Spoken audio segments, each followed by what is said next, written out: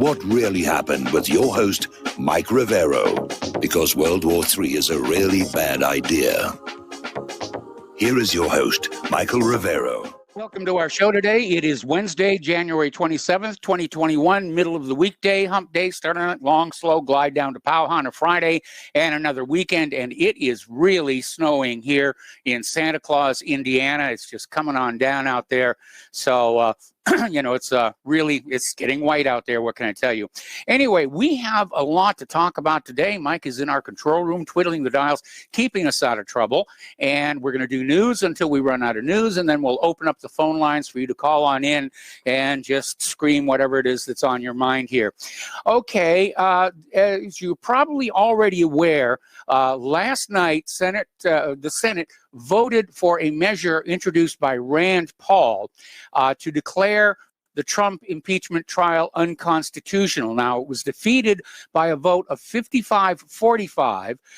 There were actually 5 Republicans who voted with the Democrats, and it's kind of interesting. But the good news is that 5 votes that deserted Trump is a far cry from the 17 defecting Republican votes that will be needed to convict him. And so everybody's looking at that vote last night as signaling that the Senate will fail to convict in the upcoming trial. Now, I think I have a lot of respect for Rand Paul, but I think he overstepped his limits because the Congress does not get to decide what is constitutional and not. That job is reserved to the United States Supreme Court. Now, former GOP House Speaker Newt Gingrich is out there bashing House Speaker Nancy Pelosi, calling her the most destructive speaker in history. And he's also saying that a second impeachment violates the Constitution. I'm not sure technically that it does. It is a pointless exercise given that Trump is now out of office. But apparently the idea is if they can convict him, then he can be banned from ever running for public office again. They are that afraid of him that while the pandemic is raging, the economy is going down the tubes, we're hovering on the edge of war with all these countries around the world. But by golly, we're going to get that Donald Trump. That seems to be their top priority here. So a story coming out of blabber.buzz reiterating basically the same thing. Republican senators are confident Trump will not be convicted. And by the way, they're polling the American people. How do you feel about going after Trump a second time? And apparently, this is a very unpopular idea with the American people. And it's less about, the idea of fairness and leave the guy alone. He's lost his job and everything. And it's what I was saying before. We need the government to be taking care of we the people. Not we the corporations, not we the vaccine manufacturers, not we the defense contractors, but we the people. And they're not doing it. They're just out there being vicious and vindictive and petty. And really, it's a kindergarten over there in that Capitol building. I'm surprised some of those protesters who broke into the Capitol building didn't trip over the Play-Doh or something like that. All righty, now the Biden administration is unveiling a plan to combat domestic extremism, which is kind of a vague definition. And apparently Jen Psaki announced at a briefing last Friday that there will be a 3-pronged interagency plan to assess and combat the threat posed by domestic violent extremism. And they're basically out there saying, well, it's all because of the assault on the Capitol building, which we all know was a staged false flag attack to justify the legislation here. But everybody is very concerned about this over at the Rutherford Institute. They're saying that the government's war on domestic terrorism is a trap. And we are moving down that slippery slope to an authoritarian society in which the only opinions, ideas, and speech expressed are the ones permitted by the government and its corporate owners. All of which, of course, it directly contradicts the intent and spirit of the First Amendment to the Constitution. Now, Biden apparently has decided to put an anti-Israel BDS activist in charge of the NSC intelligence. And apparently the Washington Post had run an op-ed Why is Georgetown providing a platform for this dangerous group? Now, the group in question was the Palestine Solidarity Movement, which was a BDS group whose conferences, were basically supporting Hamas and other violence here. Now, Maher Bitar, one of the executive board members of Students for Justice in Palestine, was one of the principal organizers. Now Biden has picked Maher Bitar as the senior director for intelligence on the NSC, and I imagine that's probably got Netanyahu scratching his head saying, what the heck is going on over there? Story coming on out of Blabberbuzz, and to nobody's surprise, Biden made his first formal White House press conference Monday, but most of the issues asked were from reporters who were chosen ahead of time by his team. And apparently this is the new normal, softball questions from pre-selected reporters, and they're wondering, what is Biden hiding? Because you remember how the corporate media went after Donald Trump. I mean, they didn't pull any punches whatsoever. And apparently the latest news coming on out is that conservative media people are going to be banned from the White House press corps to begin with. So they're really out there. The filter is falling into place. All right, now, Project Veritas is basically suing the New York Times over an article from last September that exposed illegal ballot harvesting in Minnesota, and the New York Times attacked them for it. It was defamatory. The New York Times has gone to court and filed a motion to dismiss the defamation lawsuit. However, under oath, they were forced to admit that the article did in fact contain inaccuracies. So they want their cake and eat it too.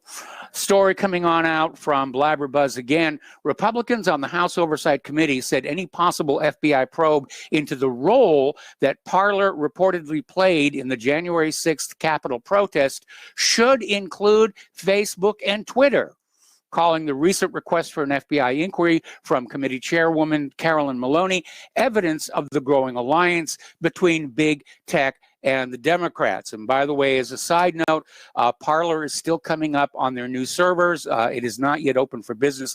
They were predicting end of the month. They still got a few more days on that one.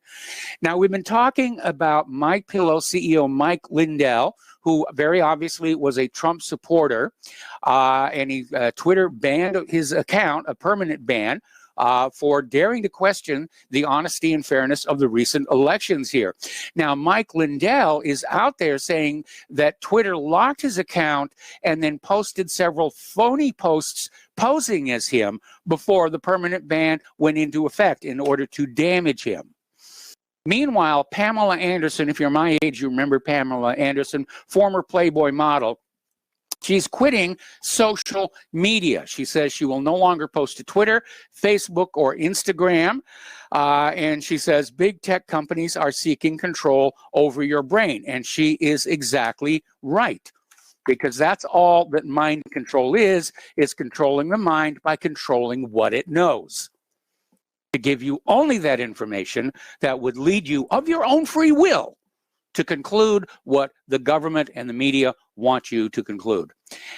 Now, this one was a bit of a surprise, and I have to admit it's a little uncomfortable, but it's a window into the kind of people who seek positions of power. Apparently over in New Jersey, police visited the home of former Trump White House advisor Kellyanne Conway yesterday, and apparently this was in response to her 16-year-old daughter Claudia complaining that her mother had posted a topless photo of her on Kellyanne's Twitter account. How do you do that to your daughter? I mean, come on.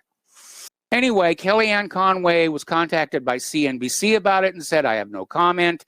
And the New Jersey Department of Children and Families also is looking into all concerns around the incident. And I mean, really, I mean, let's, politics aside, your mother, how do you do this to your 16-year-old daughter? I'm absolutely disgusted with this.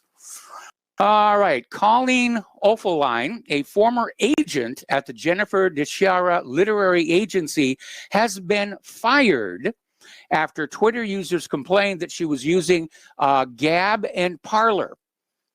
And apparently the anonymous Twitter account Ya Whispers tagged the Jennifer DeChiara Literary Agency and quote tweeted one of Opheline's tweet threads from November when she announced, "I'm now also posting on Parler. It's a great platform with no censorship, giving away a few critiques there next week. Come and find me." All of which sounds very, very harmless. But the Ya Whispers account branded Gavin Parler alt-right and asked the Jennifer DeChiara Literary Agency whether it knows or cares that one of their agents frequents these platforms. And apparently the agency did, because they fired her. Story coming on out. Well, actually, it's a YouTube video. We linked it to whatreallyhappened.com. Apparently, Donald Trump is moving ahead with his planned Trump TV network. And as I'm going to send him a resume, and get right on there and say, yeah, let's get this thing going here. All right, so let's talk a little bit about COVID-19. It's still out there. It's still being a pain in the neck here. Boris Johnson is out there saying that schools in Great Britain will not reopen at least until March 8th. He's extended the lockdown by another 3 weeks. He's having to deal with mounting Tory anger with a pledge of roadmap out of the curbs. So he's running into some friction over there. Interesting little article, Your Destination Now, that sort of puts Boris in perspective. Apparently, CDC researchers have found little evidence that schools contribute to the spread of COVID, indicating that in-person learning is safe if reasonable precautions are taken. And I know that being isolated at home is harming children mentally. A lot of suicides going on out there. In the long run, the lockdowns and the economic decline are going to kill a lot more people than COVID does. Now, Regeneron, remember when Trump came down with COVID and they treated him with this antibody cocktail? And apparently this antibody cocktail prevented 50% of people exposed to coronavirus from getting infected in the first place. But of course, what they want to sell are vaccines, because that way they sell medicines at high markup to perfectly healthy people rather than just treating the sick, which is a bad business model, according to Goldman Sachs. Over at Moderna, CEO Stephanie Banko on Monday came on out and said the virus will stay with the world forever. And I know what's in the back of her mind: money, money, money, money, money, money, more vaccines. Okay. Apparently up in Idaho, the Republican majority is listening to their constituents and trying to end the lockdown imposed by Governor Brad Little nearly a year ago. Now, Little has shut the lawmakers out of the process since the beginning. They finally had enough of that. Currently, only the governor can call the legislature into a special session, and the lawmakers can only address topics the government chooses. Kind of a little tyranny going on there. But together, the Idaho House and Senate are putting an end to this. In a 51-18 vote on January 21st, the Idaho House approved a constitutional amendment that would allow lawmakers to bypass the governor and call themselves into special sessions. If this passes the Senate by a 2/3 vote, it would then be put to voters in the 2022 general election. Over in Wisconsin, Republican-controlled Senate has voted to end Governor Tony Evers' face mask order, with lawmakers arguing the government overstepped its authority by extending emergency mandates without approval from the legislature. So the pushback is definitely happening. Over in Moscow, Russia, their mayor, Sergei Sobyanin, issued an order earlier today in which he confirmed that restrictions on bars, restaurants, clubs, and bowling alleys would be lifted. And Sobyanin said the situation with the spread of coronavirus continues to improve. During the past week, the number of new infections did not exceed 2,000 or 3,000 per day, and the number of hospitalized people dropped by another 1,000. Now, this guy had been a lockdown fanatic, but he's reversed his tune, and he's sort of reading which way the political wind is moving. Over in California, as they start to reopen, the Ninth U.S. Circuit Court of Appeals is upholding Democratic Governor Newsom's ban on indoor church services. And apparently, they're saying it did not discriminate against people of faith for practicing their beliefs, and said preventing the spread of the coronavirus took precedent. So I would presume, correct me if I'm wrong, that if the CDC says that schools are not a major spreader of the coronavirus, the same would apply to churches. It's just a bunch of people sitting in a room with chairs with the appropriate precautions and everything. So, all righty. All right, Joe Biden, he's signed 37 executive orders in 6 days. Does that sound like a dictatorship to you? It certainly looks like, if it walks like a dictatorship and quacks like a dictatorship, so forth and so on. Anyway, one of his executive orders, he's banning the use of the term China virus, which serves absolutely no purpose other than to make the Chinese government happy. And, there is still the story that coronavirus was created in a lab in Wuhan, China. Maybe it was. But this was a completely pointless executive order, in my opinion. He should have more important things to be looking after. 37 executive orders in 6 days. It's amazing here. All righty, a little more somber story here. We're all familiar with the Rock of Gibraltar at the mouth of the Mediterranean. Gibraltar is a British colony at the southern tip of the Iberian Peninsula, attached to the country of Spain. Its population is just over 30,000 people. And apparently 53 people have died in 10 days immediately following the rollout of the injections of the Pfizer mRNA COVID vaccine. They're calling it a massacre. Prior to the rollout of the vaccine, it is reported that only 16 people in total had died from COVID in Gibraltar. So we are seeing a repeat of the 1976 swine flu vaccine debacle, where the vaccine is killing more people than the disease is. Okay. Biden is apparently actively looking at expanding mandatory COVID-19 testing to travelers on U.S. domestic flights. Economists are saying it could deal yet another hammer blow to the already stressed airline industry. All right. Over in California again, business owners hailed Governor Newsom's decision to lift stay-at-home orders across California. And said residents flock to book appointments for salons and reservations to dine. They're saying customers are ready to come back in droves as soon as all of this is over. And I'm sure they are. Everybody's getting cabin fever. My stuffed animals are talking to me on the walls and everything like that. Interestingly enough, and this did not get a lot of coverage here in the U.S., over in Italy, some 50,000 bars and restaurants in an act of mass civil disobedience have opened. Their attitude is, you can't put us all in jail. Okay. Over in Serbia, they've been trying to get some vaccines there. They could not get them from the European Union, so China has stepped in, supplying Serbia with vaccines. And Beijing has sent 1 million doses of this inactivated vaccine to Serbia. And apparently this is their response to COVID. It has several advantages. It is cheaper to produce, less perishable than the mRNA vaccines. And they're saying the vaccine has an efficacy of about 80%. Well, given that the Moderna and Pfizer vaccines don't actually keep you from getting the disease, I'd say that their efficacy is 0. We got to take a break for commercials. We'll be right back.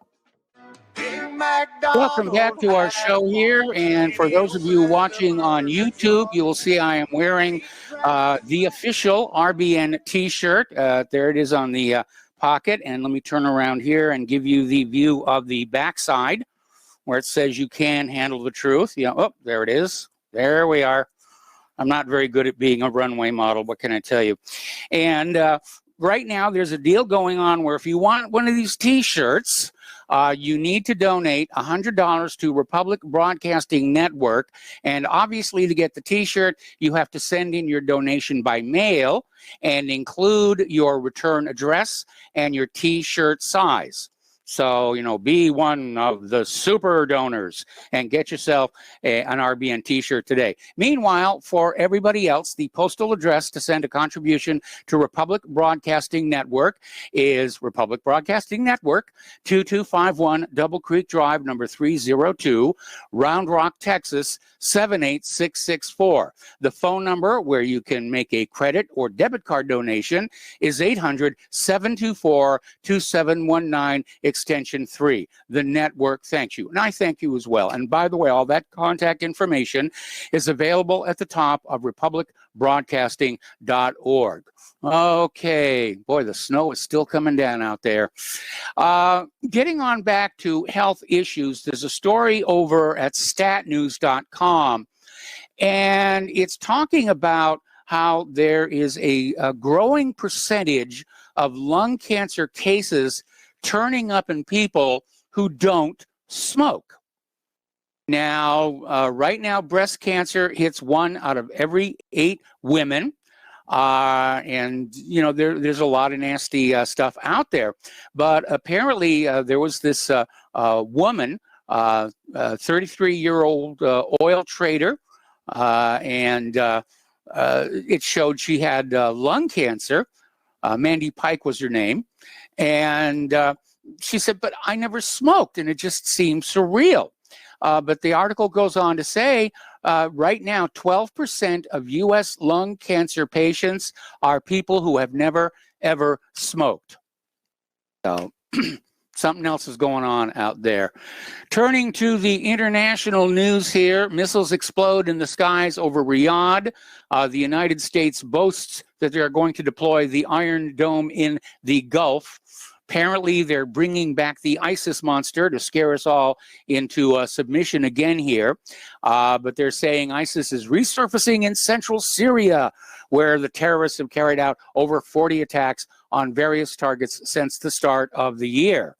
And apparently back on the 24th, ISIS cells ambushed a bus carrying Syrian army troops on the Homs Deir Ezor highway. 3 soldiers were killed, 10 others were injured, and they're saying the ISIS units came from the area of Al-Tanf. So Biden's in office and the wars are already cranking back up here. Secretary of Defense Lloyd Austin spoke with Japan's defense minister for the first time, reaffirming Washington's commitment to defending Japanese sovereignty over the Senkaku Islands, or the Diaoyu Islands, as they are known in China. Now, these are basically rocks. They're uninhabited. They're in the East China Sea. They're currently administered by Japan. They've been in Japanese hands since 1895. And they're not worth anything. But hey, any excuse to start the shooting with China, I guess, here. Speaking of China, apparently they're getting ready to launch their 3rd aircraft carrier later this year. This is a very new and different model. It's much larger. Apparently, they have electromagnetic catapults like the Gerald Ford. Hopefully, they'll have better luck with them. And it will enter naval service around 2025. According to the latest photos, blocks of the Type 003 aircraft carrier are being assembled in Shanghai, and the general outline of the warship is already identifiable. Ordnance Industry Science Technology, a Chinese defense industry magazine, said in a report published in its WeChat account on Saturday, after all the blocks are put together, the upper structures will be installed. This is how they normally do it anyway. And it will put to sea. Now, we've all seen the B-52. It's been around a long time, 70 years, in fact. And it's one of those rare airframes that just keeps flying and flying and flying. The DC-3 Lancaster is another one. They're still around the world. The Ford Trimotor, the only aircraft the Ford Motor Company ever built, and it just lasted forever. So the B-52, known as the Big Ugly Fat Fella, is now being refitted to modernize it and to be able to, operate in concert with more modern battle systems. So anyway, it is a monster plane. I'm opposed to war, but some of their toys look like they're really fun. What can I tell you? All right, now, Lieutenant General Charles Flynn, brother of Michael Flynn, has... Oh, I got to take another break here. My goodness, how time flies when you're having fun. We'll be right back. Welcome back to our show here, and we're talking about Lieutenant General Charles Flynn. He has been nominated to lead the U.S. Army Pacific, a post now held by General Paul LaCamera, who took command in November of 2019. Flynn, who will be promoted to a 4-star general if confirmed, is stationed in Washington, D.C., and serves as Deputy Chief of Staff in the Army's G357 section. It plans and coordinates mobilization of the reserve component in the continental United States. Now, he is the younger brother of Michael Flynn, who briefly served as National Security Advisor in 2017. The elder Flynn pleaded guilty. He got railroaded, let's be honest about it, into making false statements to the FBI, and Trump pardoned him in November, as he should have. Same notation for Edward Snowden and Julian Assange. Story coming on out of Russia Today. Why Biden installing Obama-era hawks in senior roles and preparing to fire up the war machine again use for Syrians. And of course, this links back to the story we had earlier about how all of a sudden ISIS is coming back. ISIS is doing this. ISIS is doing that, which is great because I got all these cartoons about ISIS I can recycle here.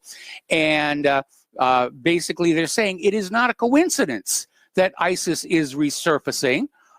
Because that's what the United States government needs to justify more interventions into that country. Biden is going to be a war president. Trump, while far from perfect, he got suckered into bombing Syria a couple of times, but he didn't really start any new major wars. And he held off going into Iran, which is what Israel and a lot of defense contractors wanted. Okay, we're going to talk a little bit about the economic news now. The stock market has been down for 3 days in a row. And let's see, I should have the closing number here, and I don't. Gosh darn my iWatch. And they're saying basically, elections do have consequences, and Wall Street is not as sanguine about a Biden presidency being good for the economy as they were apparently under Trump. Now, a lot of that, of course, is instant money creation coming out of the Federal Reserve to prop the market up, but apparently that particular medicine is losing its effectiveness. We are seeing, both between the collapsing economy and the pandemic lockdowns, the collapse of American small businesses, and with the resulting unemployment numbers, pardon me, and they're all financial victims of the economic catastrophe. And again, one does not have anything to do with the other. They're trying to make it look like the economic downturn was all the fault of the pandemic, but it wasn't. This economy was in trouble long before COVID ever showed up.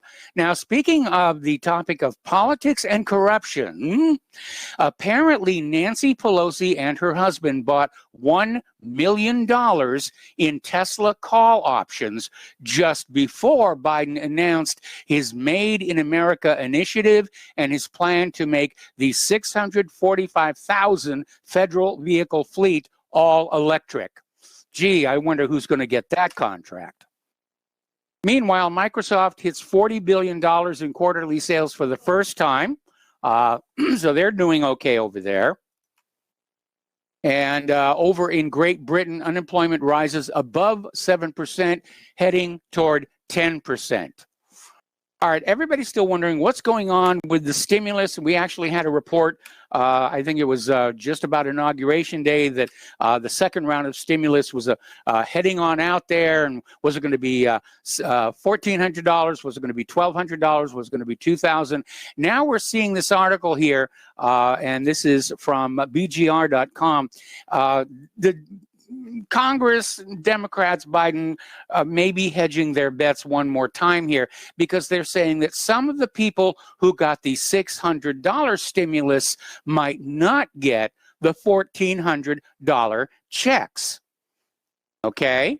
And Democrats, once President Trump began pushing Congress for bigger checks, Democrats, began to carry the torch for the proposal because they realized how popular it was going to be. So the House voted to boost the stimulus checks just days after Trump made the suggestion. But when Chuck Schumer tried to do the same in the Senate, Majority Leader Mitch McConnell blocked the bill. Democrats made this obstruction one of their primary talking points in Georgia, telling voters that the only way to get $2,000 checks was to vote for Ossoff and Warnock, giving Democrats control of the Senate. To me, that sounds like they're buying votes. But heck, what do I know? Okay, North Carolina-based department store Belk is filing for bankruptcy. Another one bites the dust here. Wakefern is going to close 62 of its ShopRite pharmacies because of current economic conditions and competition. Over in China, apparently they are upgrading their free trade agreement with New Zealand and basically eliminating nearly all the trade tariffs, which are going to mean lower prices going both directions. And that's going to be good for the Chinese people and the Kiwis. Putin, on the other hand, is wagging his finger at the World Economic Forum over in Davos, although this year it's virtual, so they're kind of all over the planet. And he's calling out big tech and saying, where is the line between global business and attempts to control society? And it is a valid question when we look back on how big tech really did filter the public discussion to favor Joe Biden and the Democrats this last election season. What has that got to do with their stated business purpose of hooking people together and making money off of advertising? It doesn't have anything to do with it. Putin also commented that a divided modern world is facing a real breakdown with demographic struggles and echoes of 1930s pre-World War II tensions. So he is another one of those people who can sense a new world war coming. This is a really good article. This is about Elon Musk. And, pardon me, when he interviews people, he wants to know, can he trust them? Are they being truthful? Because especially when you're getting into those top positions, people tend to fib a little bit. And I had never really thought about this, but there's one question he asks every interviewee, and science says it actually works. And apparently Musk revealed his solution to know whether people are telling the truth, because he'll ask the question, tell me about some of the most difficult problems you worked on and how you solved them. Because the people who really solve the problem know exactly how they did it. They can describe the little details. And if they're lying, well, then they'll just get fuzzy and fudgy. And that's a great, great idea. I'm going to remember that one myself. All righty, getting on to immigration here. Biden's Justice Department formally rescinds the zero-tolerance border policy, which led to Trump's family separation disaster. And they basically rescinded Trump's memo that enforced migrants crossing the U.S. border, which resulted in thousands of family separations. That was a bad move on Trump's part, not because that it was ineffective. It just looked bad. Remember, politics is perception. And whether you like it or not, everything that you do gets viewed through the eyes of public opinion. Down in Texas, a federal judge, District Judge Drew Tipton, citing a lawsuit by the Texas Attorney General, has issued a 2-week temporary restraining order shutting down U.S. President Biden's efforts to halt all illegal immigrant deportations for 100 days. And apparently they're going to have a rehearing sometime after, tomorrow they're going to set the date for the rehearing. And apparently Texas Attorney General Ken Paxton declared victory, saying that he and his team had stopped a seditious left-wing insurrection, and they certainly did on that one. Meanwhile, Biden wants to give $4 billion with a B of your tax dollars in aid to Honduras, El Salvador, and Guatemala on their promise to reduce migration. This is actually being revealed by Mexico's President Andrés Manuel López Obrador. And he said that Joe Biden told him the U.S. would send $4 billion to help development in these countries in order that life in those countries would improve to reduce the tide of migration to the United States. $4 billion. I wonder how much of the border wall that would have built. Something to think about there. All righty, little bit of a whoopsie. Barack Obama wrote a book called A Promised Land, but apparently in some of his latest comments, he's denigrating Hispanic Christians, which is a problem for Democrats who are trying to win them back because a lot of them supported Trump this last election. Okay, a little bit of gun news here. Over in Jacksonville, there's a gun store manager who's saying, this is Action News. Courtney Cole spoke to management at Green Acres Sporting Goods, and they said, nearly 5 million Americans bought a firearm for the first time last year, according to the National Shooting Sports Foundation. 3 weeks into the new year, there are no signs of stopping, and a lot of people are noticing it's harder to find ammunition. That's certainly true around here. I mean, the shelves are just empty. They're unloading that stuff from the back of the truck and selling it. So the ammo shortage is hitting home as firearms permits increased in Illinois and Idaho last year. So it's been completely insane out there. I mean, every time the Democrats start talking about banning guns, they become the gun industry's most powerful salesman. Gun sales are surging in Florida, and apparently women form a large portion of that. Women account for more than 40% of those sales. And so they're taking arms and taking aim rather, and I think that's a good thing. I often thought that the anti-gunners would view a woman raped and strangled with her own pantyhose in an alley as morally superior and preferable to that same woman explaining to the police how her attacker got shot. So over at gunowners.org, they're running a petition on how we can stop Biden's gun control. And it starts out saying, with Biden in the White House and Chuck Schumer ruling the Senate, it's going to be a very rough 2 to 4 years for gun owners. And they're basically saying the survival of America as we know it is at stake. And they said the Democrats succeed in eliminating the Senate filibuster. They can basically do whatever they want. They will be in control of the Senate, and the GOP will be pretty much paralyzed.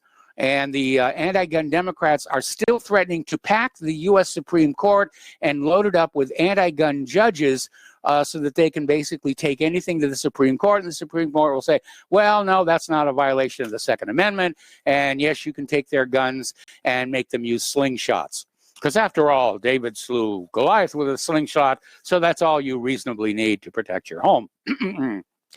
Biden is sending Tinkerbell to war. That's the title of an article from Investment Watch blog. And what it's talking about is Biden rescinding the ban on transgenders serving in the military. It's going to create a huge morale problem, and it's already starting because apparently female soldiers will be forced to shower with men who claim to identify with being women. And apparently directives issued during the Obama-Biden administration brushed off concerns about personal discomfort and said women will just have to get used to it. I'll bet you enlistments start falling right away here. Apparently, Biden's press secretary makes it clear that Antifa is now a protected class in Joe's America. And this after they destroyed the Democratic headquarters over in Portland. There's something very weird going on there. Getting into computers and whatnot, apparently, I think it was yesterday, or it was Monday actually, there was a massive internet outage that hit the entire East Coast, and it all came down to a single fiber line that was accidentally cut in Brooklyn, and it shut off users of Zoom, YouTube, Google, Gmail, Google Meet, Robinhood, Slack, Spotify, and Amazon Web Services. This actually happened yesterday morning. So, you know, if carpenters built houses the way programmers wrote programs, the first woodpecker to come along would destroy our entire civilization. Getting into earth sciences, down in Rotorua, New Zealand, they have had an earthquake swarm, magnitudes up to 4.9, depth of 3 miles, and apparently more than 5,200 people reported feeling the tremors. They're concerned, obviously, that there could be another big one coming. Okay. All righty. Get messages here. Okay, here's a consumer warning. The frauds are out there, and you need to be aware of this one.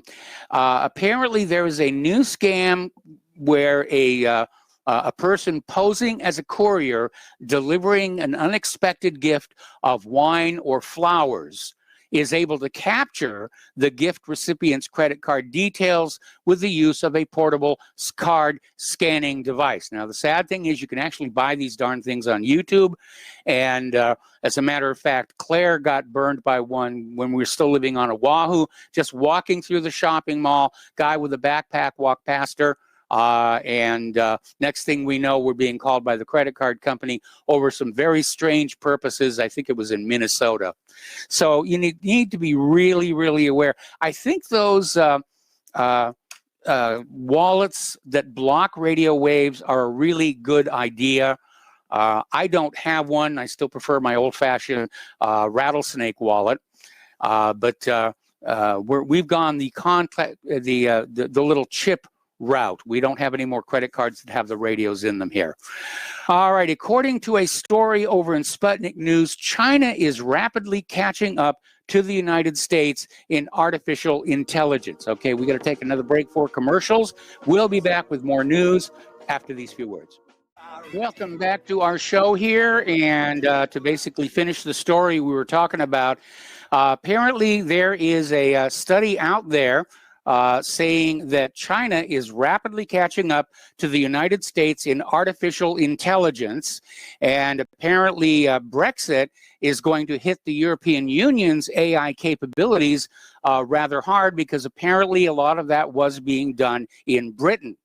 And this was all reported on Monday from the Information Technology and Innovation Foundation. Now, a lot of people are a little confused about what they mean by artificial intelligence, and perhaps because of too many movies, they think artificial intelligence is a self-aware, sentient creature. That is called general AI, and it is a dream yet to be achieved.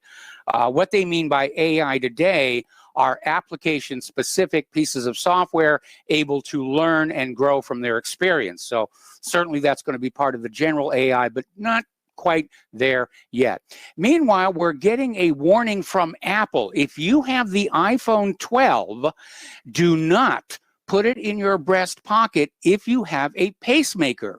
Apparently, there are some very powerful magnets in the new phones that can interfere with medical devices and should be kept at least 6 inches away. How did that get through the design phase?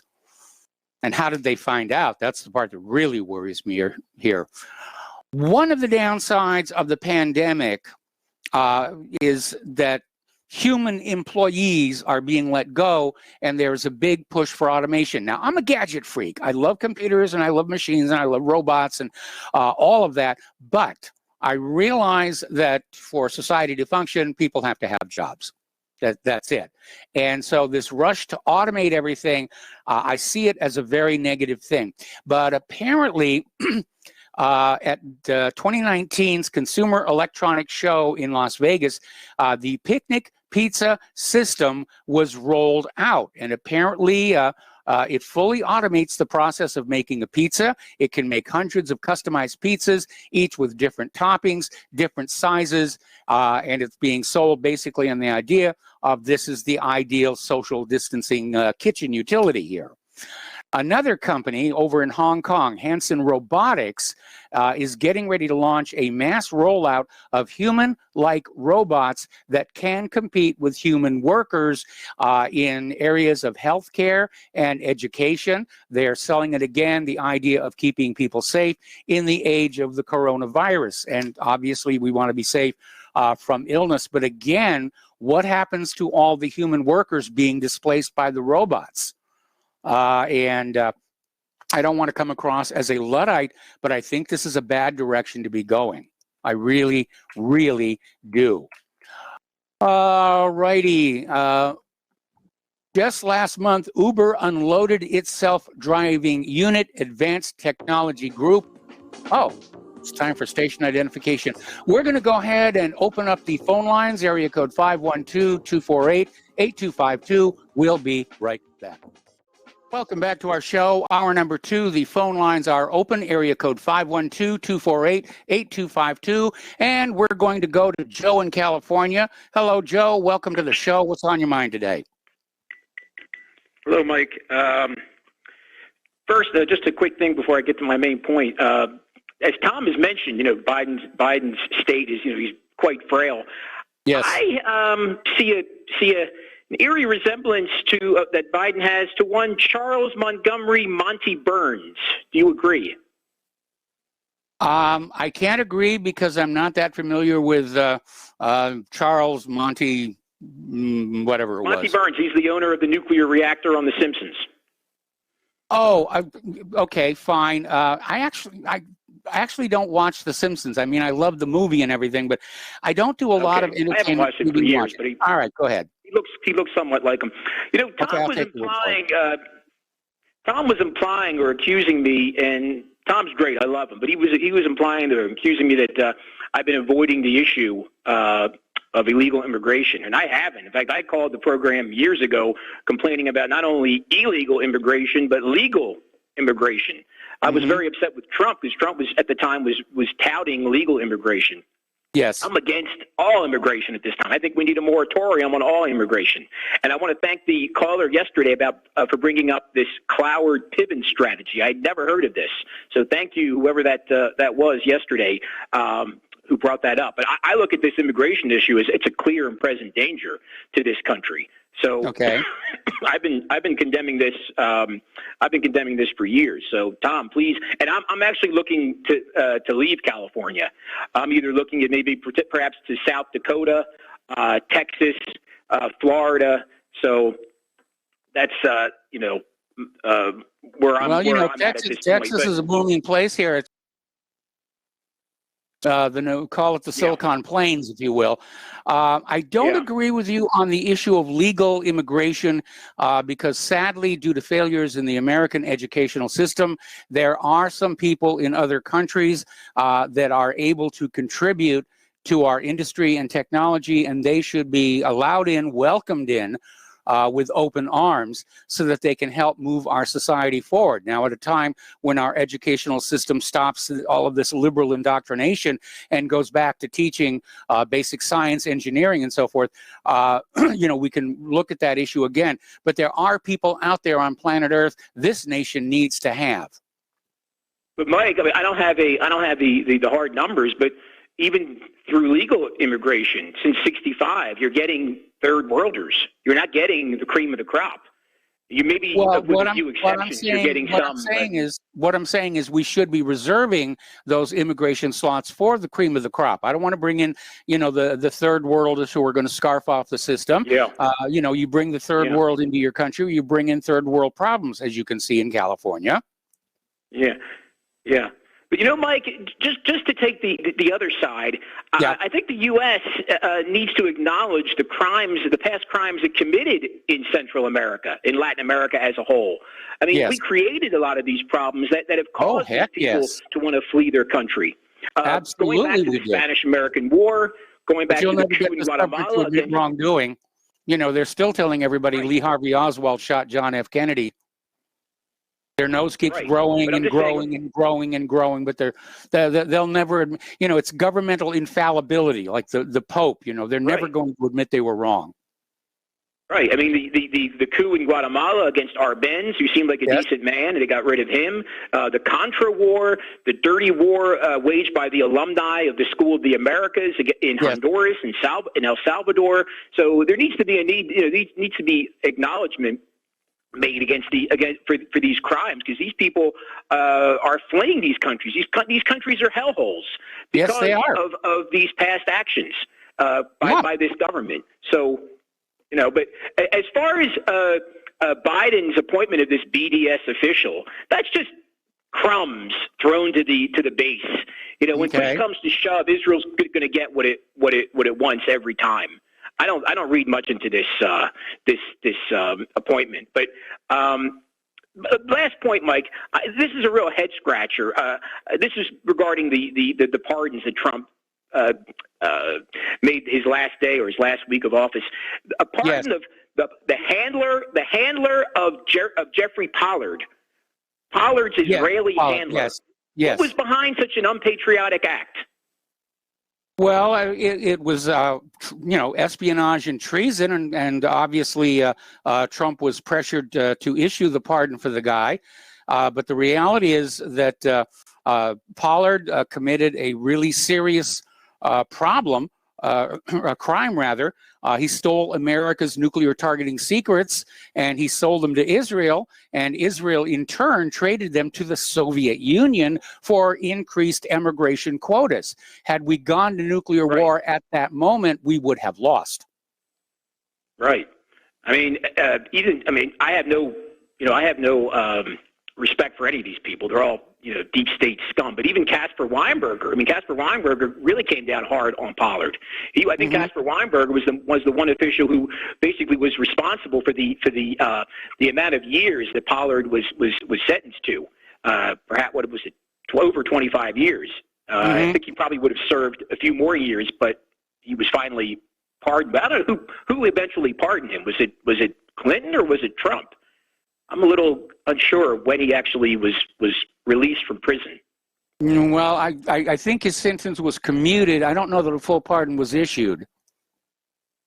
Okay. Yeah. Okay. But Trump does these things. It's just, I wonder why. I mean, if he's facing pressure, from wherever, but how could you pardon such a person who was responsible for such a, such an important loss of important information, important intelligence that ended up in the hands of the Soviet Union. So, that's a real head scratcher. But thank you, Mike. Thank you so much. All right, thank you very much. And we're going to go to Miles in Maine. Hello, Miles. Welcome to the show. What's on your mind? Yeah, aloha, Michael. Well, first of all, I didn't get to call in yesterday, but I wanted to address a couple of callers, Joe and this guy from Maine, this other fellow. I can't quite think of his name right now. But they were, accusing me, and I feel undeservingly, of talking about our friend there in North Carolina. And I just want to mention, it's a little hypocritical if you want to condemn me, but you don't think I should say something about another caller. And my contention with the caller in North Carolina is his stance on things like immigration and what he says about Trump, which I feel some of it's unfounded. And I know Trump makes a lot of mistakes. I'll be the first to say that. But I don't think we need to keep banging on Trump, especially at this point. But for them to, Stewart, I think was his name from Maine, for them to say and hold me and contempt for me because I can condemn a couple of the things Mark said. It's kind of hypocritical then to come back and condemn me. And but I do want to say, Joe, Joe makes some good calls, and I appreciate Joe. I appreciate Mark in North Carolina. And I appreciate Stuart's comments, but you can't limit somebody and then come back on somebody else and say, well, boo-hoo on you, If I can't talk about another caller, please, then you can't talk about me in the same respect. But back to Joe, I also made a mistake. I had mentioned that when Reagan was running, that they wanted Pat Buchanan. I made a mistake, and Joe was right. It was Gerald Ford. And I couldn't quite think of the name, but for some reason I thought it was Pat Buchanan. But I did want to say Joe was correct, so I apologize for that, Joe. Well, thank you for that. Ford, you were correct. Yeah. Michael, I try and be a even-handed guy. I'm not here. I have no grudges with anybody. I love the call. I love the show. And you're a great MC over there. But thank you. Also, I wanted to talk to you. Yeah, I wanted to talk to you about now more than ever, seeing how these elections could go forever with this corruption. Now more than ever, we need these term limits. And, never going to happen. Something to put a...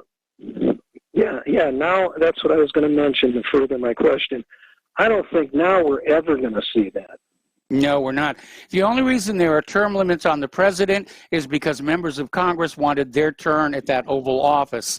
And, after Roosevelt was in there for so long, they said, we got to do something about this. We're all going to die of old age before we get a chance to run for the presidency.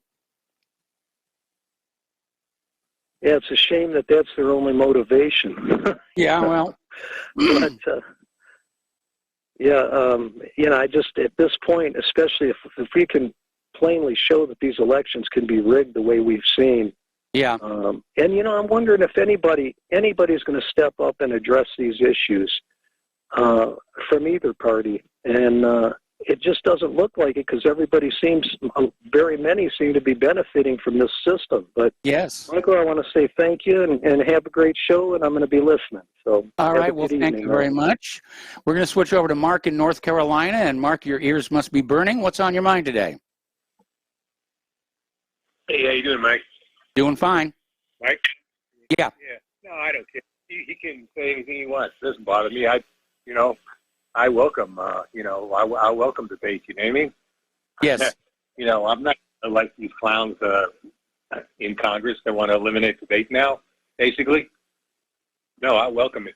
I just like to give my opinion because I like to pass around information. You know what I mean? Okay. And what I wanted to say, what you were talking about artificial intelligence. Yes. First of all, I'm not. I wouldn't be surprised if China is well ahead of us in artificial intelligence already. Well, they're closing in on us. They were a little slow out of the gate, according to this report. But they're definitely catching up with us, and they'll probably overtake us in the very near future. Well, I'm saying some of the things I see they do now, like with robots and stuff. But what I really want to say is how dangerous artificial intelligence really is. We talk about it's probably on an equal with nuclear war, which, by the way, could be connected to artificial intelligence, the most dangerous threat to mankind. The fact that these robots can increase their intelligence as they become self-learning, they also could start to say to themselves, what do we need as humans for? All right. Well, now you're talking.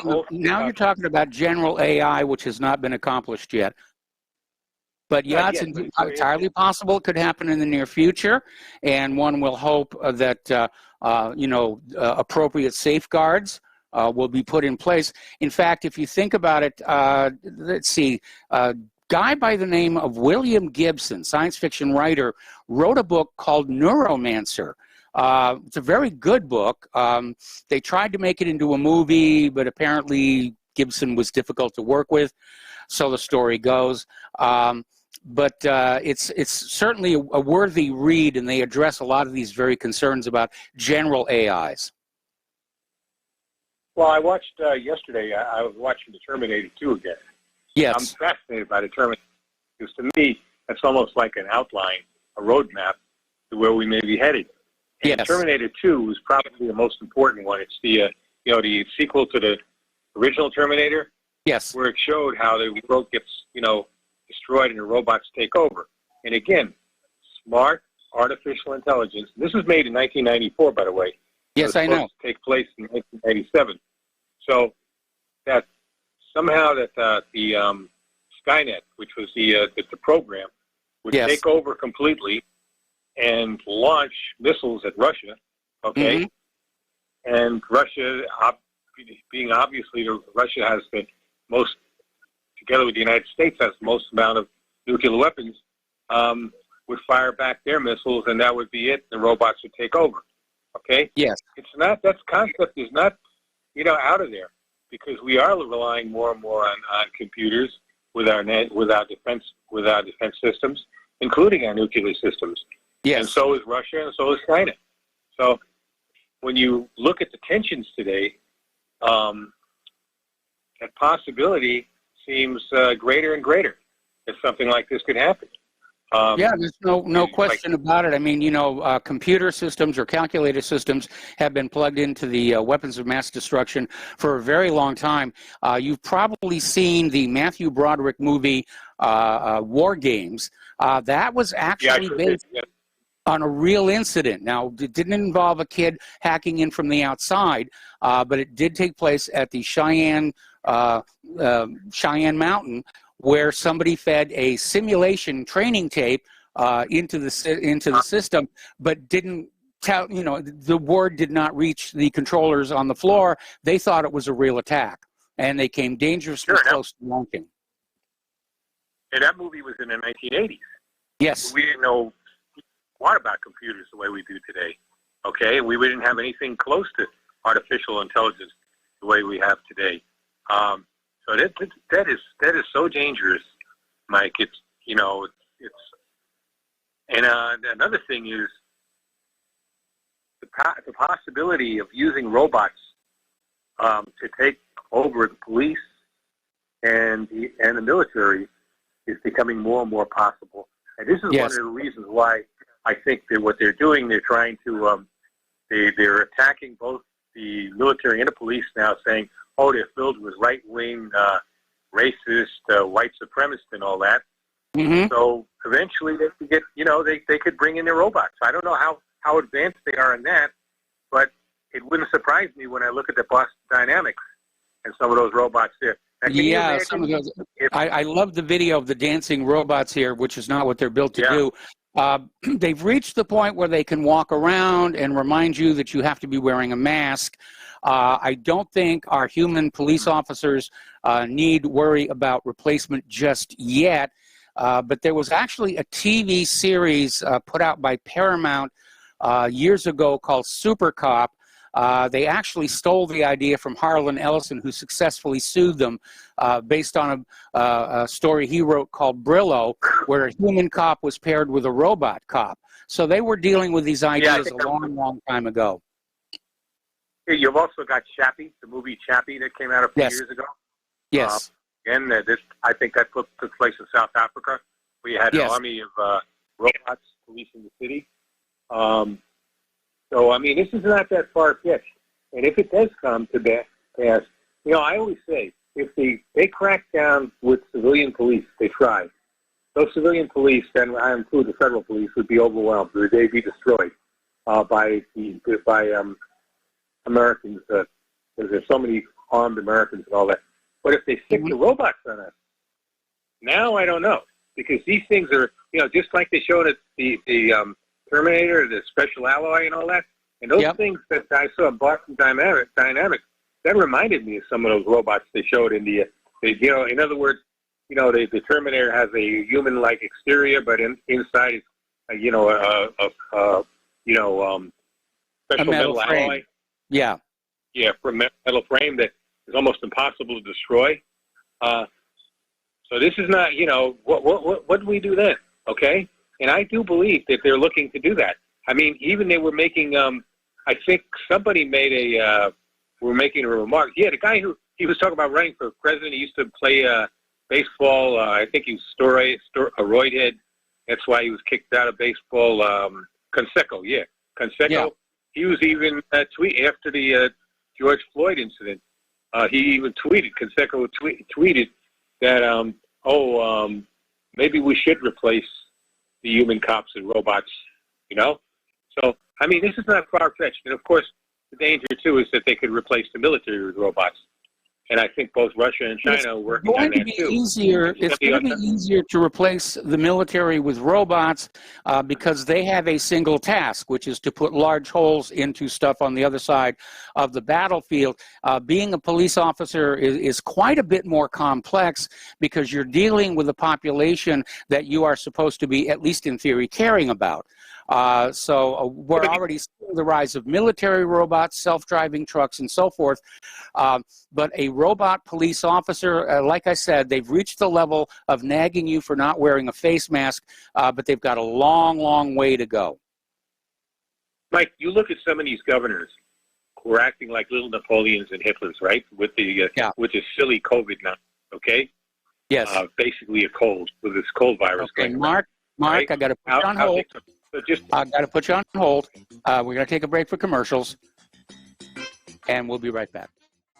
Welcome back to our show here, and I'm looking out my office window, and that global warming powder is really, really coming down.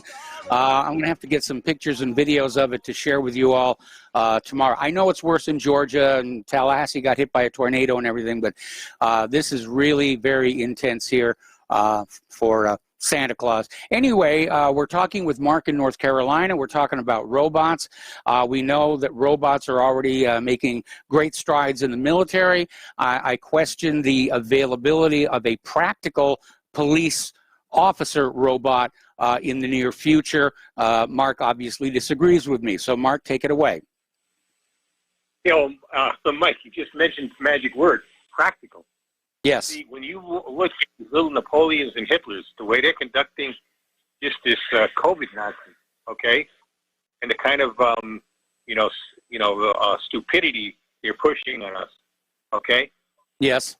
Do you think they would care if they put a bunch of brutal Terminator-like robots in there and said, for instance, if you got stopped, let's say you got stopped on a highway and you gave one wrong word to this robot, that the robot would either drag you out of the car, stomp you, or just shoot you, okay? Well, wait a minute. You know, here's the issue. You need to understand that a population of a city, county, state, nation is that city, county, state, nation's wealth. It's the tax base. And so you really don't want your police officers, human or otherwise, killing a lot of them without good reason, because every time that trigger gets pulled, you're losing a stream of revenue. And the whole purpose of government is to extract the greatest amount of work product out of the population for the least amount of upkeep. True, but they also want fear. They want you to fear them, okay? And what is more fearful, sticking a bunch of, super strong robots on the population to get them in line. Okay, I think that's exact. And on top of that, these robots would be protecting them in their homes or in their governor's mansions and their mayors. Now, what they would be miscalculating is, like I said before, sooner or later, these things are going to get smart enough. They're going to just say, well, we don't need to take orders from you, and they'll turn on them. But these people are so obnoxious, so arrogant, that they don't think like that. A lot of them are inbred. A lot of them are, on psychotic drugs and all, antipsychotic drugs. Okay, they're so messed up that they don't think that far, and that's what I'm concerned about. And not to mention all the jobs that are taken. Hi, Mike. I don't want to take any more time. I'm sure you got other callers. Okay. Yeah, I do. I got a whole bunch of callers here, and we're going to go to CJ. And thanks a lot for the call, Mark. We're going to go to CJ in North Carolina, and CJ, I may have to take you through the commercial break. What's on your mind? Hey, Mike. How you doing today, buddy?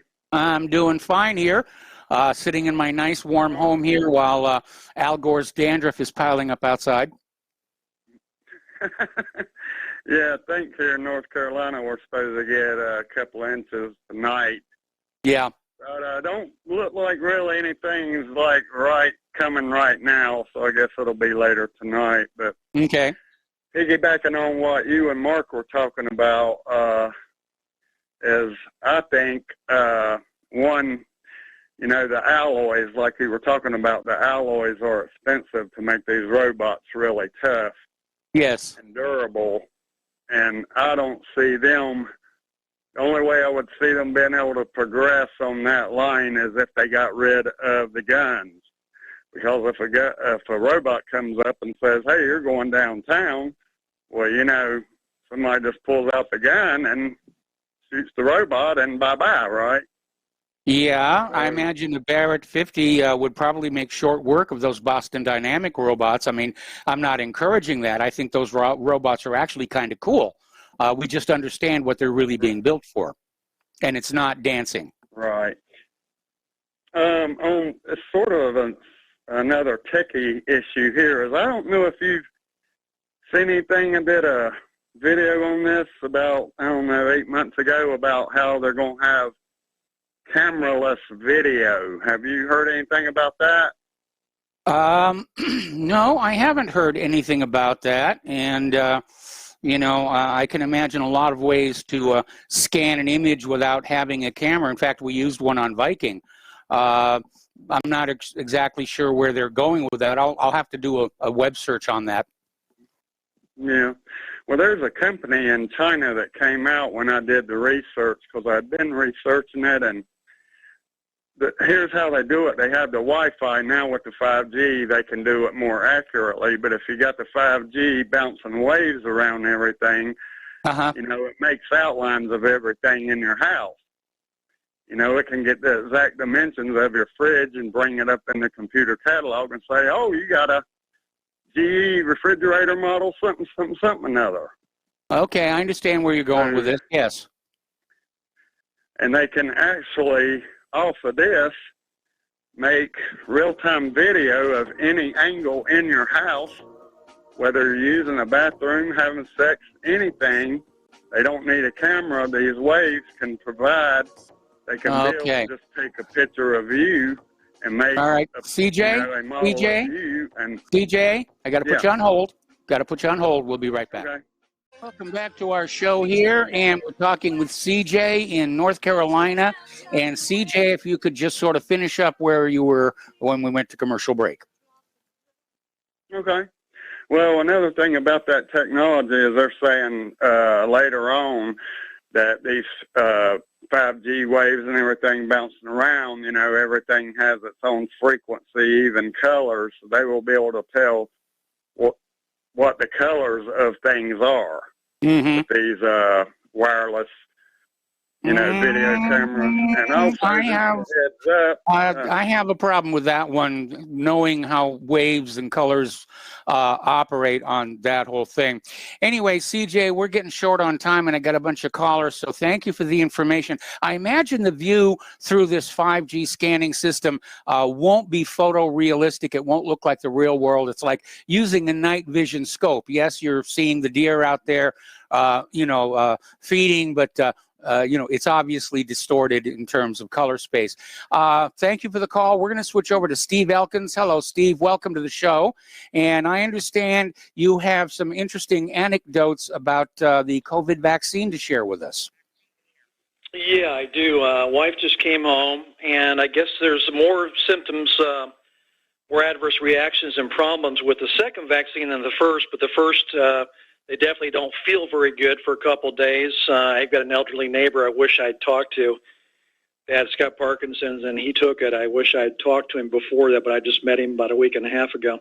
So I'm watching him closely, and he's got a frail immune system. He's got Parkinson's. I'm maybe watching him closely, and he's supposed to get a second vaccine on February 12th. I think I'm going to have a little talk before that date and tell him not to take this vaccine. But a couple of the office employees of my wife came home. Actually, it did not come into work. They had the vaccine the day before yesterday, and all of them called in sick today, having taken on symptoms of the virus itself. Yes. Fever, cold chills, body aches like a flu, and I'll get more information as far as the vital signs and the temperature, how high it got. But at this point, she said they called in sick, so we'll see if they show up again tomorrow or if they take the rest of the week off. But it appears the second vaccine is the one that's giving more problems. I can only say to people, please just don't take it. You hit it right on the money when you said that you're claiming 94.5%, 95% effectiveness. If you're getting the symptoms and decreasing the symptoms or still getting it, you're not at that percentage. No. That's a farce. No, it's not working. And it looks to me like the mRNA in this vaccine is very unstable, which is why they have to keep it so cold. And it looks to me there should, in theory, be no difference between the first and second shot other than the time interval between them, which would give the second shot more time to biologically break down or mutate. There was a question I had on Monday actually, and it was a very good question, that if you take the vaccine, will you in time within 24-hour period start to shed the virus? And if you understand microbiology, that happens. That's quite often that happens. And I did some research on it. What I found was there is no clinical information, because this is Operation Warp Speed, to indicate that if you took the vaccine that you would shed the virus and be contagious to other people. Well, the mRNA vaccines are not attenuated pathogen vaccines, so they're not putting viruses into your body. They're trying to reprogram your DNA to create a protein that will act against the virus if you in fact get it. On the other hand, we're hearing all these stories about people who get the vaccine and then come down with COVID. That's what happened to my doctor. She got the shot. 3 days later, she had COVID. Yeah, well, I'm referring not to the mRNA ones. There's other ones that are not mRNA that are out there now. And that was a good question to ask. But like I said, there's no clinical data, because this thing was Operation Warp Speed. They rushed through trials, and I'm sure they fudged the data quite a bit to get this thing out there, because it's an emergency, So that's pretty much it.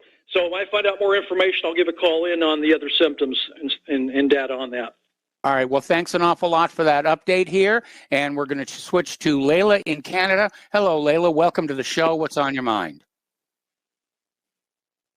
Yes. Hi, Mike. Your comment earlier about robots, did it not refer to nursing robots? Yeah, this company in China, they're talking. Well, we don't know exactly what positions they're talking about. I mean, they could be robot orderlies who are doing nothing more than changing the sheets on the bed, or taking the laundry bins down to the laundry, or the bodies down to the morgue, kind of a thing. Whether they'll actually be practitioners or not, I don't think so. Yeah, that would be because probably the most important thing when a person is recovering from surgery or an illness is to have a compassionate nurse. Yes. That's where a patient gets most of their treatment and most of their support. And Steve Elkins is an excellent example of the kind of nurse that you would want. You certainly do not want an unfeeling robotic creature treating you as if you're just an object. And further on the subject, I remember when I had pneumonia, I had one exactly like that. It was like, Stone City. Just, here's your shot, boink, and gone. Exactly. People are usually frightened after or before surgery, and they need a compassionate nurse. Yes. Certainly, robots are not going to be able to empathize with a patient, like, for example, someone like Steve would. On the subject that Joe raised earlier, with regard to Jonathan Pollard, I believe it was Clinton who released him, but Trump did give him a pardon. A full pardon. Okay. I'm pretty sure that it was Trump who either. I think it was beyond a mere commutation, but simply that he did actually pardon him. But that brings us back again to the same subject that I raised a couple of days ago. We have a lot of immigrants coming in. Yes. But to me, the greatest danger still comes from those that are serving as spies for another power. The swarm that are going to be coming over from Central and South America may or may not be agents that are intended to be spies planted within U.S. institutions. But someone like Jonathan Pollard, who probably came here legally or was even born in the U.S., But remember Julius and Ethel Rosenberg. Yes. It's not for the influence of Joe McCarthy. They were executed thanks to Joe McCarthy's efforts. And they were giving American atomic secrets and handing them over to the Soviet Union. Yes, now, they were. Why Pollard would pass on information to Israel, who would then sell it to the Soviets, is bizarre, when Israel was created by Bolsheviks who destroyed the American Empire or the Russian Empire and killed the Tsar family in the most brutal, inept fashion. All of that just doesn't make sense.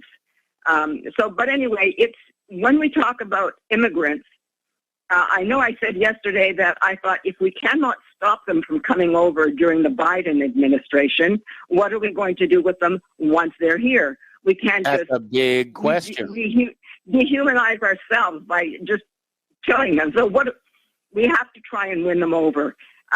Those that are not deported for legitimate reasons. And actually considering the concept and law of pre-existing obligations, Americans who are already here and built the safety network do have prior rights to use the safety system. To just say that anyone who comes over as an illegal migrant has equal rights and equal citizenship is dead wrong. I agree. Because there is it is the concept of pre-existing obligation, never mind the morality of allowing migrants to come in and steal what other people built and should be able to have first access to, priority access. And the other word I was reaching for yesterday when I said that I didn't know for sure if it was only the migrants who had destroyed the beautiful state of California. Yeah. The word I was looking for was hedonism. Hedonism and drug addiction. Okay. Yes. Hedonism is more than just sex. It's a desire for pleasure in all things. Yeah. Yeah. Yeah, and endorphins. That's all they're seeking, whether it's from drugs or sex. But I think, California was already on the decline because it was so materialistic and egotistical that it probably appealed to criminal migrants because they would be perfect purchasers for whatever products they wanted. And after they got there, any of the people who were victims, who allowed themselves to be victimized by their own greed and pathetic search for hedonism, they would end up being living in tents on the streets and polluting the streets with their waste. Well, I got to tell you, Claire and I left California in about 2001, and the place just immediately went downhill afterwards. Were there a lot of migrants there yet? There were some, yeah. There's always been an illegal immigrant problem in California. I was attempting a little humor there, which obviously didn't work. Sorry. I see. Yeah, forgive me. I take things a little too seriously sometimes. Yeah, we got to lighten things up here, or we tune into our listeners and they're hanging from the rafters, and we don't want that. So we throw some humor in there. Yeah, no, of course not. But the other question that I have is all this concern with robots. Yes. I can understand robots that are located within facilities where they might be able to plug into an energy source. How are the other robots supposed to operate on energy?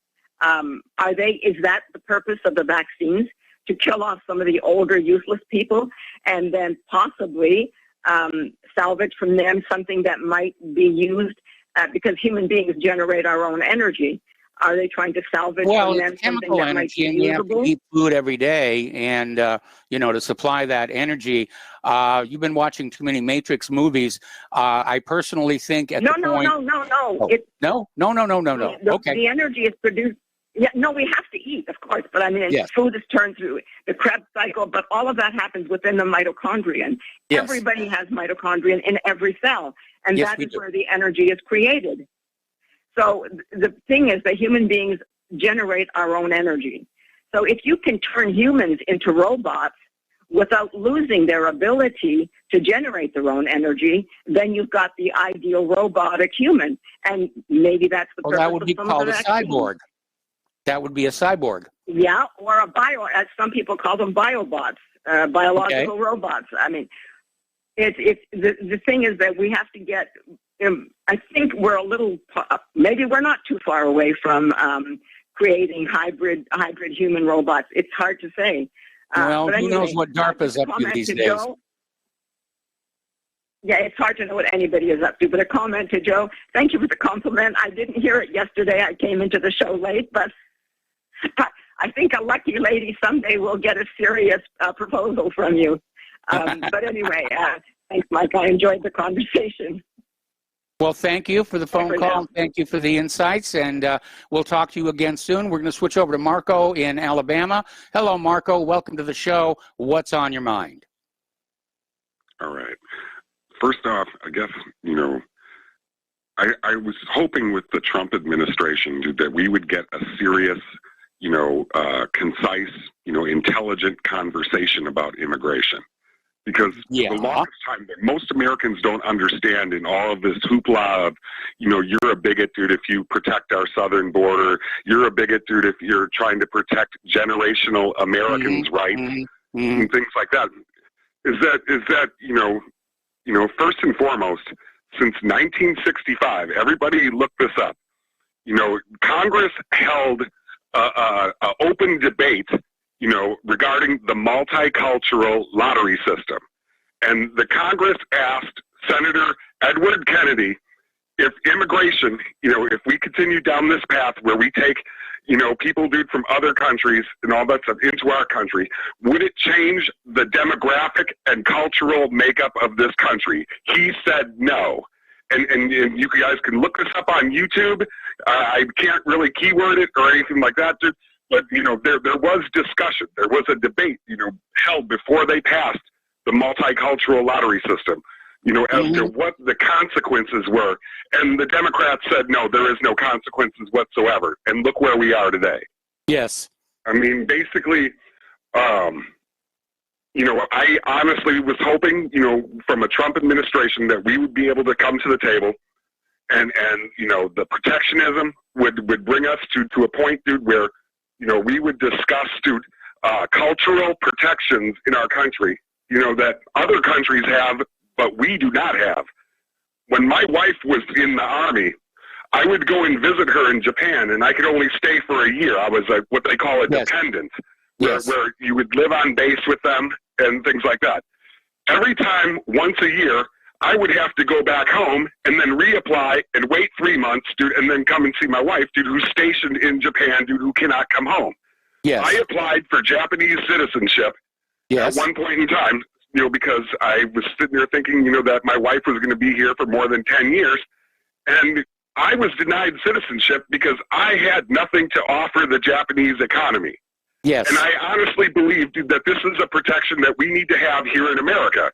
I absolutely agree. Because we're not getting the brightest of the brightest. That caller was right. For the last, we have people here who applied for immigration in the 1960s still on welfare. 80%, dude, of the immigrants through this multicultural lottery system are generational, welfare bleeders. And it's proof that they're still on some form of government assistance. And that's an assistance, dude, that's not going to an American veteran, that's not going to an American homeless person, or anything like that. We are selling ourselves short of our birthright by being told by liberals, dude, that we're bigots, dude, for this, action. I honestly believe, dude, that we should have a moratorium, on immigration, because immigration, both legal and illegal, has been killing this country. The H-1B visas could be, we don't need them to. If we sit here and promote education here in America, basically, dude, here in America, all we do is promote the most beautiful and the most strongest person. Why do they do this? They do this because they want a 24-hour soldier and things like that. They want to, and as a son of an immigrant, I am saying this. My father came to this country in 1971 originally from the Lugansk region of the Ukraine to Yugoslavia to Germany to America. And in that part of time, he learned 3 languages, got a master's degree in poli-science in German, and was able to eke out a living without being part of the... I got to let you go. Got to take a commercial break. One more segment left in the show. Callers waiting on the line. We'll be right back. Welcome back to our show here. We got callers waiting on the line. Let's go to Tom in Florida. Hello, Tom. Welcome to the show. What's on your mind? Yeah, good day, Michael. I was wondering, Michael, what would happen if Biden or one of these Democrats had a loved one get murdered by an illegal alien? Do you think they'd build that wall then? I imagine it would actually happening, but I can't imagine an illegal immigrant killing the goose that's laying all those golden eggs. Well, just imagine if Newsom or one of these people were to get killed by an illegal alien or a DUI or something. I guarantee they'd start building that wall. When Biden lost one of his family members, in Mike, these angel mothers and fathers, they should be able to sue the federal government for hundreds of millions of dollars for allowing this to happen to their families. This thing called I agree. I agree. If you lost a loved one, I mean, these people should be wiped out financially, these Democrats or these rhinos. But, in the last call was right on the money again, of course. But, then to that lady, she was right on a lot of things. But, when we'll get your one guy in California talks about Reagan. Reagan allowed this. Look at California, because when we used to go back into California in the 90s, Mike, California was called the land of milk and honey. Billboards everywhere. Yes. Land of milk and honey. All kinds of good stuff going on in California. Okay, all the fruits and all. Now it's disaster. Now it's called Mexifornia. Okay, let's call it what it really is. And Mike, let's not kid ourselves. There was a movie made out, and I'll let you figure out the movie. Edward Norton was in the movie. That movie they should have seen with actually I think it was Costa Mesa Beach or whatever around that area. It was really beautiful, or Huntington Beach, I can't remember. But anyway, it was beautiful at the time in the 80s and even in the early 90s. Not like in California, Mike, but California allowed this. And then you had Jerkinator. You had all these the rhinos like Jerkinator came in there. Yeah. And, they've totally allowed this invasion of California. Okay. And now all these Californians are fleeing out of the state to all these other Western states. It's a disaster. But Mike, and then talking about the robots, I really wanted to call your show today about Mars, about the ice, the ice caps on Mars. Absolutely, they have water on Mars. Mars probably was a livable planet back in the day. Yes. People, I think humans were living on Mars. Tell you, or someone was living on there. Something was living on there, and actually, something is living on Mars. We found that back in 1976, 77 with the Viking missions, but NASA said, no, you guys are just being silly. Well, that's another conspiracy. And then, Mike, on the news today, they had this thing they found in Antarctica with the Martian element, or you heard about that? They found like an element that came out of Mars on Antarctica. Oh yeah, I mean those ice sheets are wonderful for collecting meteorites because they're just these dark spots against the white. It's a great place to hunt for meteorites. And now that we know the chemical composition of Mars and the Moon, we're able to identify those meteors that come from those two bodies. And probably as we go on out and we start getting landers and samplers onto like Titan or Europa or Ganymede or even Mercury, we'll discover that a lot of the meteorites we've collected here are bits of those planets as well. Hey, Mike, one more thing, I'll let you go. Mike, did you hear the news today? Talk about the $6 million man with Lee Majors and all that. Yes. Did you hear about what's going on in Japan, all these Japanese women killing themselves? Yeah, it's a big problem over there. It really is. Anyway, Tom, I got to let you go. The music's playing. The show is over. I apologize to the callers waiting on the line who did not get on. Please call in tomorrow. Stay tuned for John Stadmiller. I'm sure he's got lots of interesting things to share with you. Spread the word of Republic Broadcasting. Spread the word of whatreallyhappened.com. Please donate. Don't forget these wonderful little RBN T-shirts to the top donors here. And we'll be back tomorrow. Aloha, America.